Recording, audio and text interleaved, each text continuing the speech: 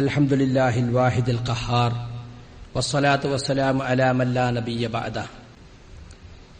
വ്യക്തികളെ പരിഹസിക്കുക, അതുപോലെ തന്നെ മതചിഹ്നങ്ങളെ പരിഹസിക്കുക, മതപ്രവർത്തനങ്ങളെ പരിഹസിക്കുക, ഇതെല്ലാം കുഫ്റിൽപ്പെട്ടതാണ്. നളറത്തുൻ നഈം ഫി മകാരിമി അഖ്ലാഖിർ റസൂൽ എന്ന പേരിൽ 12 വാള്യം പുസ്തകം ഈ അടുത്ത കാലത്തായി പുറത്തിറക്കിയിട്ടുണ്ട് സൗദി അറേബ്യയിൽ നിന്നും.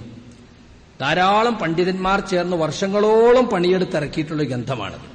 ഖുതുബക്കും മറ്റുമൊക്കെ ധാരാളം വിഷയങ്ങൾ അതിൽ എടുത്തു പറഞ്ഞിട്ടുണ്ട്.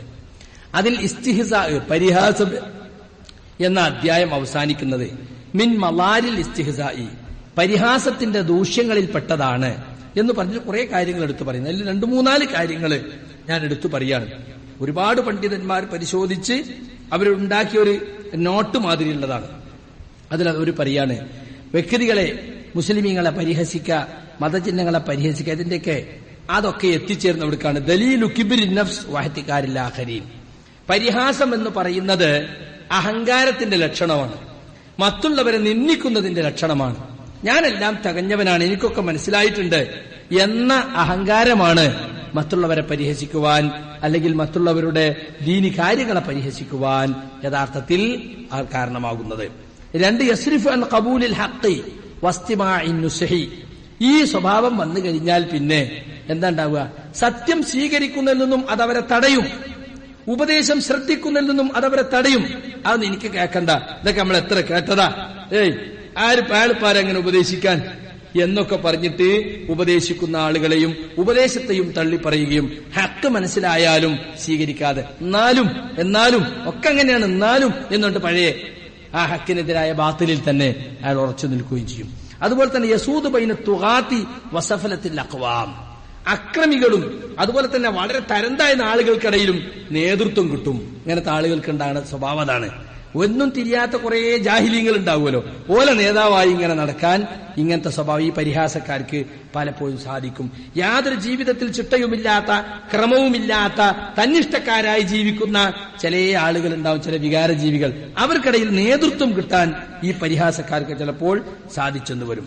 മാത്രല്ല, മറ്റൊന്ന് ദലീലുൻ അലാ അന്ന സാഹിബഹു അമിയുൽ ഖൽബി ലാ യറാ മാ ഫളലല്ലാഹു ബി ഗൈറഹു അലൈഹി. അയാൾ ഹൃദയത്തിൽ അന്ധത ബാധിച്ചവനാണ് എന്നതിന്റെ തെളിവാണ് ഈ പരിഹാസം.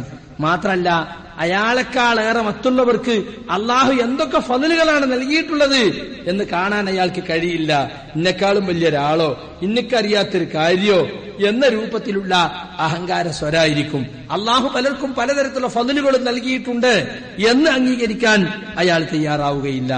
അതുപോലെ തന്നെ ആയത്തുൻ അലാ ജഹാലത്തി സാഹിബിഹി, ഈ പരിഹാസ സ്വഭാവം, അയാൾ ജാഹിലാണ്. ദീനീ കാര്യങ്ങളെ സംബന്ധിച്ച്, ദീനിന്റെ നസ്സുകളെ സംബന്ധിച്ച് അജ്ഞനാണ് അയാൾ. അള്ളാഹുവിന്റെ ഖദ്ർ, അള്ളാഹുവിന്റെ മഹത്വം അയാൾ മനസ്സിലാക്കിയിട്ടില്ല. അതുകൊണ്ടാണ് അള്ളാഹുവിന്റെ അടിമകളെ അയാൾ പരിഹസിക്കുകയും ദീനീ കാര്യങ്ങളെ അയാൾ പരിഹസിക്കുകയും ചെയ്യുന്നത്. ഇങ്ങനെ പല കാര്യങ്ങളും അതിലെടുത്തു പറഞ്ഞിട്ടുണ്ട്. അപ്പൊ സുഹൃത്തുക്കളെ, ഈ പരിഹാസം നമ്മളെ എവിടേക്ക് എത്തിക്കും എന്ന് നമ്മൾ ചിന്തിക്കണം.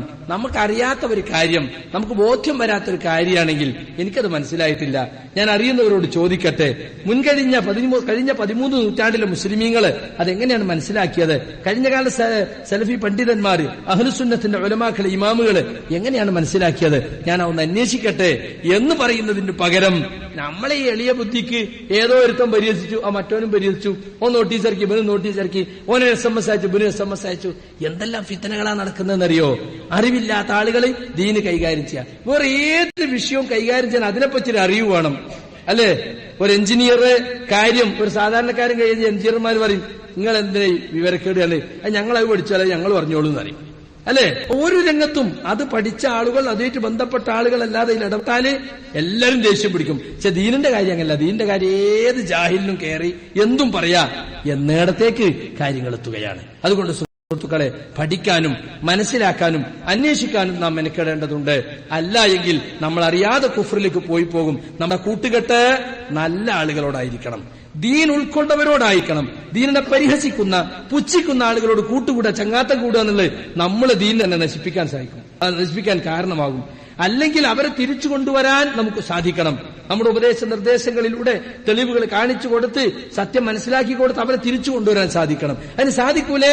അത്തരം ആളുകളുമായിട്ടുള്ള ബന്ധം തന്നെ അവസാനിപ്പിക്കുന്നത് നമ്മുടെ ദീനിന്റെ സംരക്ഷണത്തിന് ആവശ്യമായിരിക്കും. അതുകൊണ്ട് ആ നിലക്ക് നമ്മൾ സ്വന്തം ദീനിനെ സംരക്ഷിക്കുകയും ഏത് കാര്യം ചെയ്യുമ്പോഴും ഇതെന്റെ പരലോകത്തിന് ഉപകാരപ്പെടുമോ എന്ന് നമ്മൾ ചിന്തിക്കണം. അങ്ങനെ ചിന്തിക്കാത്തതാണ് ഇന്നത്തെ കുഴപ്പങ്ങളുടെ ഒക്കെ മർമ്മം. വേറെ പലതുമാണ് ചിന്തിക്കുന്നത്. ഇതുകൊണ്ട് ഇപ്പൊ എന്ത് നേട്ടം കിട്ടും, നമ്മളെ പാർട്ടിക്ക് എന്ത് ഗുണം കിട്ടും, നമ്മളെ ഗ്രൂപ്പിന് എന്ത് ഗുണം കിട്ടും എന്നല്ല ചിന്തിക്കേണ്ടത്. എന്റെ പരലോകത്തിന് ഇത് പറ്റുമോ പറ്റൂലേ, അതാ ചിന്തിക്കേണ്ടത്. എന്റെ പരലോകമാണല്ലോ എനിക്ക് വലുത്. അടുത്ത നിമിഷം ഞാൻ മരിച്ചാൽ എന്റെ സ്ഥിതി എന്തായിരിക്കും?